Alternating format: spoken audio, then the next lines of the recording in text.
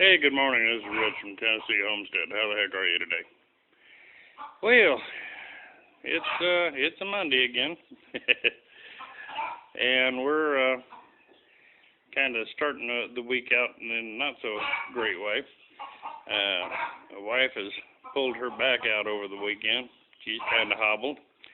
And Saturday night, Sunday, Rich came down with the flu. Oh boy. Yeah, I've been sick as a dog. Got some cows out there doing some grazing. They seem to be enjoying themselves. I know it's not good form to zoom in while you're holding the camera, but there's that little bull standing next to Maud out there. I think he uses her as camo. But, if things get bad, he just goes stand alongside her and disappears. Anyway, a couple things to talk about. One, went down to a farmer's market this weekend to get rid of some excess chickens that we had, some feathered out chicks and a few laying hens and things of that nature, and to sell some eggs and other stuff we had laying around here. And there was a couple of things that I noticed that kind of made me chuckle and go, what's that all about? And one was, I noticed a lot of folks down there had those extra large dog cages that they were using to transport their chickens. Well, man, those things sell for about $120 a piece. I thought, man, you couldn't do any better than that, because made me feel like a kind of a tightwad when I was taking this stuff off the truck, because let me show you what I take them in. Yeah, back away here a little bit. And there it is. There, my friends, you're looking at some pallet wood, free, and some chicken wire, probably about $5 worth, if that. Wow. And it serves its purpose, and, like I said, I might be into the whole thing, $4 or $5 plus some labor, and they're not really difficult to build. So, matter of fact, if you're interested, you can probably take a look here at what's laid out, and pretty much tell how these things go together. Not a big deal. Like I said, that calf is always running everywhere he goes. Anyway, so it just amazed me that folks had that kind of money to be thrown around on something as simple as building a box and putting some chicken wire on it. One of those tall dog cages, because we've got one we use for transporting dogs mainly, but it's pretty tall. And this one here is probably taller than I needed to be, but we had some full-grown laying hens in this thing here, and I didn't want to pack them in to where they had no room to get up and move around. So anyway, you can spend $120 or you can spend $5. To me, it's a no-brainer, but maybe I'm just a cheapskate. I don't know. Anyway, one of the other things I saw that kind of amazed me was a lot of these people didn't bring food or water for their poultry. None. They had no way to water them, they had no water with them, and they had no food. Now, that's for their animals. They, of course, they had their jugs of sweet tea and potato chips and assorted snacks to get them through the day, but their animals was out there with no food or no water. For heaven's sakes, folks, that's sad, very sad. And we need to make sure that if you're going to be transporting animals to a farmer's market or something of that nature, take along some food and water. I don't use the regular sized waters in here. I use those little chick waters and chick feeders, but it's enough to where a bird can get a little something to eat and stay hydrated. That's just being humane.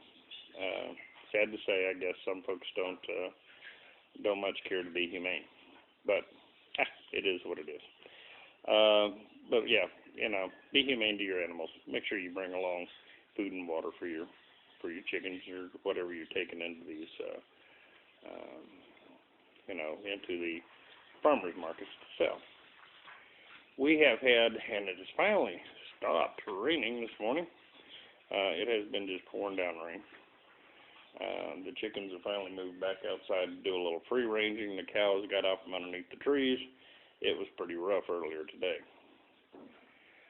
Okay, one of the things that, other than this, I mean, you're looking at a $5 box, folks. Transports about, between 12 and 16 birds you can stick in there. I like going about a dozen, a little more if need be. But we usually I've got some cardboard that's cut out for the bottom of it. We put cardboard in the bottom and throw a little bedding on it, and that way the birds got something to walk around on, and it makes it really easy to clean up afterwards, and you're not cleaning a bunch of chicken manure out of the back end of your pickup truck or trailer or whatever you got them in. So anyway, and food and water. Be humane. We're getting ready. Ooh, did I move that fast? We're getting ready to move this group of little chicks over into a bigger pen so that they can have a little more leg and growing room, and getting this brooder ready for the next hatching, because this is where they, once they come out of for the first 3 days after we hatch, we put them in a tote and keep them in the house where we can keep an eyeball on them and make sure how they're doing. And then from there they come over and they get into this tote, and they'll be taken out of the totes and brought over to this brooder here until they get up to where they're starting to get their wing feathers and so forth, depending on how many hatch. So that's pretty much that. Let me let me talk to you just a minute about homesteading. Today was one of those days when I was so sick I couldn't hardly keep my head up when I got up out of bed. Folks, that doesn't mean you get to stay in bed. Whether your back's killing you, you're sick as a dog, or you're injured or whatever, if you have animals that you brought onto your homestead, you need to make sure that you're taking care of them. And so before sunup today, I was over here. Now, granted, I haven't gotten a heck of a lot accomplished today other than the care of the animals. But I did get up and get over here and take care of the animals. Man, I really like that little box. That turned out really nice. We've got a smaller one that we set up on, our two smaller ones that we set up on top. They're set up for chicks. Those I've got over in the other storage area. I should have brought them over so y'all can see them. Basically, there's two boxes designed to sit on top of that. But anyway, there I go, wandering off. And I don't know how much battery I got here. But sick, whatever, understand that's part of homesteading. And you might want to think about that if you're just thinking about getting into homesteading, is do you want to deal with livestock? Because livestock pretty much means, it's a 24/7 operation at that point. Somebody's got to be there to take care of those animals. And if you're tag, there's no calling off sick. You just got to do what you got to do. Okay? So, that's kind of the downside to some of this. There's a lot of upside though, folks. That's nature at its finest usually. Okay, and I'm going to do one more thing that was brought up that my wife had given me. And, Lord, I got to tell you, she showed me a video of a lady who was out talking about these little $200 chicken coops that hold like 4 or 5 chickens, that they were a great deal. And my wife showed it to me, and she says, "What do you think about that?" And I said, "Well, I think you're spending $200 on about $30 worth of materials and a little paint." I said, "Seriously? This must be for little city backyard, kind of chicken operations, where they want something pretty so the neighbors don't complain." And went on watching the video, and it's like, no heavens, this lady's talking about taking these things, putting them in a barn, and using them for breeding hutches. And I'm thinking, really? Man, I'll tell you what, I'd use a little pallet wood and chicken wire and keep that $200 in my pocket. Believe me, chickens really, they're not that particular about their surroundings. If they're warm and they're dry and they're secure, they're pretty happy with it. It doesn't need to have little white painted shutters, okay? $200, and it holds 4 or 5 chickens. I got to tell you something. When you're spending money that way, wow, you better either have a bank account like the Federal Reserve, a job that you're working for the federal government, because that's about the only secure employment you have anymore today. Otherwise, you're just you're asking for failure. I just pray that the day doesn't come that this lady isn't sitting there wishing that she had that $200 back in her pocket. $200 for a little chicken coop to put inside a barn. Anyway, I found that to be pretty humorous, and you might want to kind of think about spending habits. Roll up your sleeves a little bit, and you can you can improvise. You can do things that don't require cash outlays, and keep that cash in your bank. It's not that I'm saying, I've heard people actually say, well, I can afford it.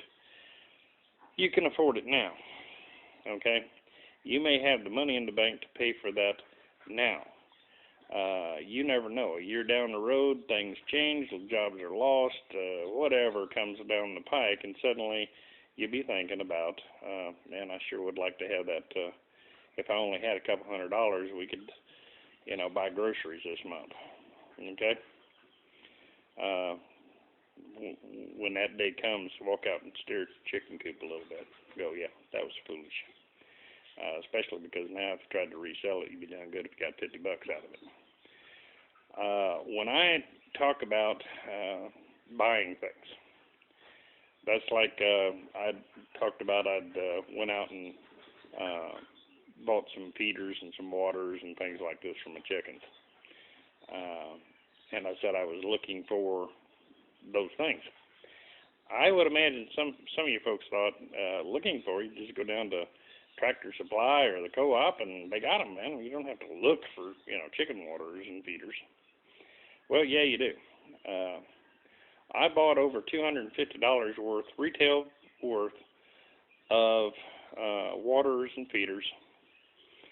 Some of them even the big 5-gallon waters and the large feeders, large capacity feeders.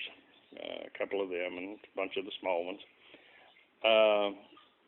But if it was sold retail, it would be about $250. Okay? I paid $25 for them, folks. I had to fix the handle on one of the waters, but that was pretty much it. So, yeah, they were used. Okay, they were used.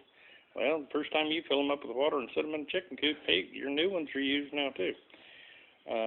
Use your head. Get out there and shop around. It may take you a week or two to find a deal, but when I can buy $250 worth of equipment for $25, it's worth the wait. And in between times, I do stuff like improvise with some cut-down coffee cans that I can screw to a wall and fill with feed and fill with water, and the chickens do just fine with it. See, they're not too overly particular what they eat out of. as long as they have something to eat, they're happy. Doesn't take a lot to make a chicken happy. So these are things to think about. I don't want this to get too long, and it already has. Spend your money wisely. Really evaluate your spending by, do I need this or do I want this? And when you establish that you have a need, then you start asking yourself, can I do this with used? Or better yet, is this something I can build here on site for a lot less? Keep thinking, folks. Start thinking out of the box a little bit. Trust me, running to the store and buying things takes no imagination whatsoever, and it does take a lot more of your money. Start thinking out of the box a little and go, how can I get the things that I truly need without spending a truckload of money to do it? Okay? If you kind of keep that kind of logic going, suddenly you find out, you got quite a bit of money stuffed in your pillow there. And should things get a little rough, you'll be in a lot better shape. So anyway, that's about all I'm going to do for today. Getting a little long anyway. I'm about sick as a dog, and I think I'm going to go in and make a pot of coffee and try to snap out of it so I can get a little more work done around here. Anyway, you folks, I hope this finds you having an absolutely wonderful day and living the dream. Y'all have a good day.